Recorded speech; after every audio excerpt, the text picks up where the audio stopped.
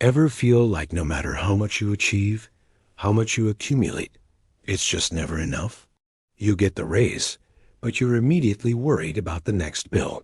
You find a loving partner, but you're terrified they'll leave. No matter how much money you have, you're afraid of being poor. No matter how much love you have, you're afraid of being lonely. If this sounds familiar, you've met the psychological ghost I call scarcity. It's that haunting feeling that keeps you hungry even when your plate is full. Today, we're going to unmask this ghost and understand why so many of us feel like we're constantly running on empty. So, where does this deep-seated feeling of not enough come from? For many, the roots of a scarcity mindset are planted deep in childhood. Imagine a child growing up in a home where money was always tight. They might have heard phrases like, "We can't afford that," or "money doesn't grow on trees" on a daily basis. Even if they had food and shelter, the underlying emotional current was one of constant worry and lack. This isn't just about memory, it's about wiring. The brain, in its effort to protect the child, learns that resources are limited and unpredictable. It creates a survival program that says, you must hold on to everything you get because you don't know when the next time will be. This program doesn't just switch off when the person becomes a successful adult. The trauma of early poverty can create a lifetime of psychological hoarding. It's the person who saves every last penny, even when they're a millionaire.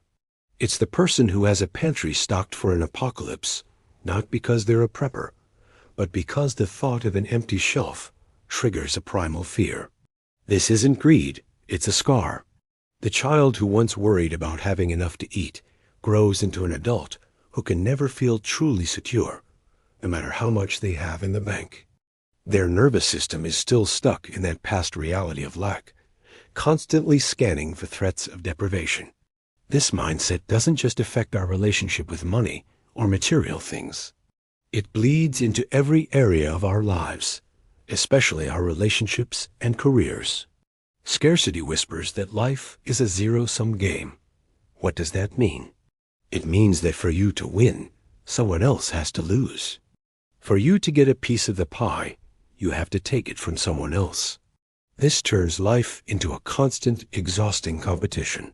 You see a colleague get a promotion, and your first thought isn't, "Congratulations," but "Why them and not me? That should have been my spot." You see a friend succeed, and a part of you feels a pang of jealousy, as if their success somehow diminishes your own.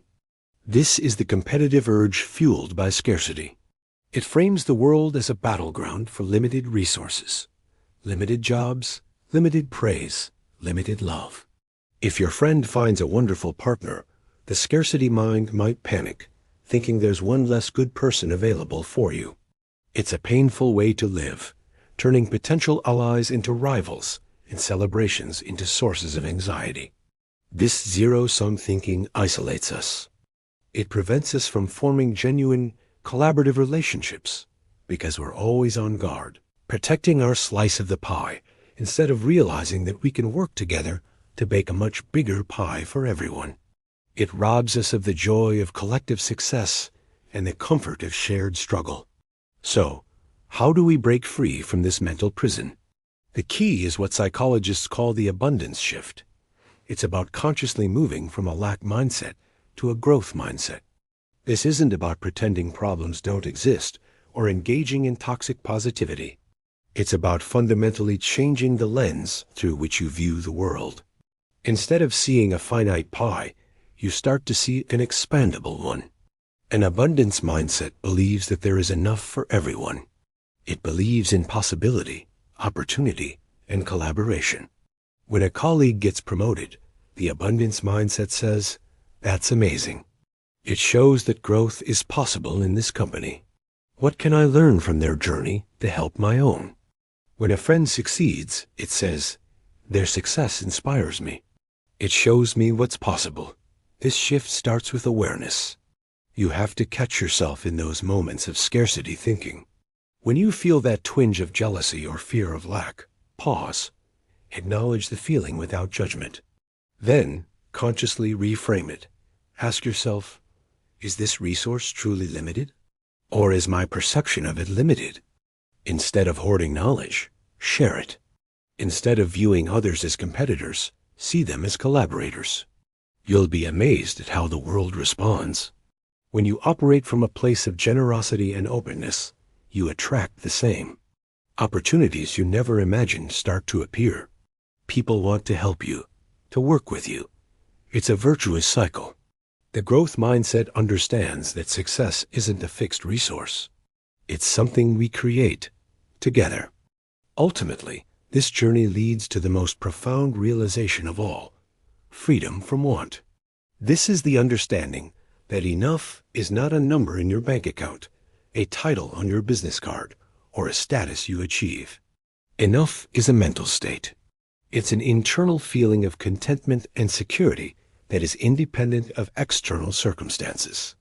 You can have millions and feel destitute, or have very little and feel incredibly rich.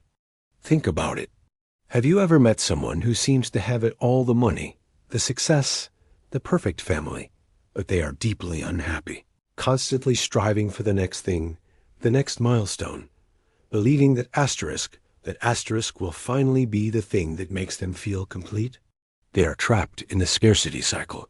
Now, think of someone who lives a simple life, perhaps with modest means, but is filled with joy, gratitude, and a deep sense of peace. They have achieved the freedom from want. This freedom comes from practicing gratitude for what you have right now, not what you hope to have in the future. It's about finding richness in experiences, not just possessions. It's about the quality of your relationships, the beauty of a sunset, the joy of learning something new. When you realize that your internal state determines your sense of abundance, the ghost of scarcity loses its power. You are no longer its puppet. You stop chasing an ever-receding horizon of more and start living in the richness of now. You finally understand that you were never hungry to begin with. You just thought you were. The banquet was in front of you all along. The journey from scarcity to abundance is one of the most important we can take. It's about healing old wounds, challenging ingrained beliefs, and consciously choosing a new way of seeing the world. It's not an overnight fix, but a daily practice of awareness, reframing, and gratitude. Start small.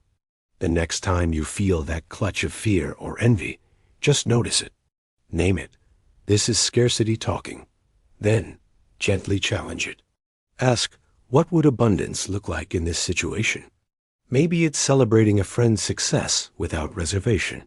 Maybe it's donating a small amount of money or time just to prove to yourself that you have enough to share. Maybe it is just taking a moment to appreciate the simple fact that you are alive and breathing.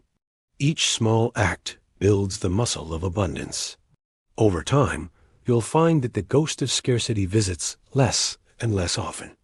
And when it does, you'll know exactly how to show it the door. You'll know that you are, and have always been, enough. Thank you so much for joining me on this deep dive today. If this resonated with you, let me know in the comments below. What's one small step you can take this week to cultivate an abundance mindset? I'd love to hear your thoughts. Don't forget to like this video and subscribe for more content on living a more conscious and fulfilling life. See you in the next one.